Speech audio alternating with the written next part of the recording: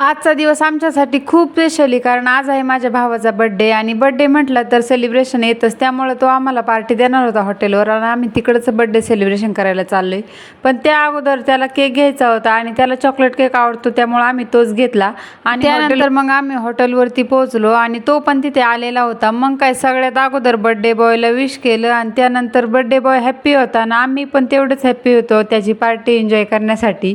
त्यानंतर मग स्टार्टरमध्ये मसाला पापड मागवलं आणि जेवणामध्ये भाज्या बर्थडे बॉयच्याच आवडीच्या होत्या बरं का. शेवभाजी होती, व्हेज मराठा, रोटी, नान आणि त्यानंतर सगळ्यात लास्टनं आम्ही डाळ खिचडी मागवली होती कारण ती स्पेशल रुद्रसाठी होती बरं का. रुद्रनी हे बाकीचं काही खाल्लं नाही ना त्यामुळंच आणि त्याला खूप आवडली.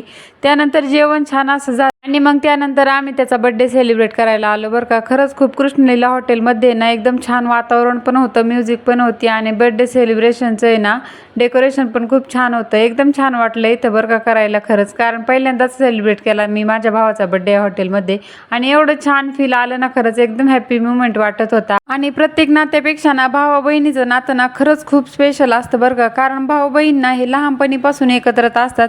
मग ते भांडणात हसण्यात प्रत्येक आठवणीत ना कायम सोबत असतात बरं का.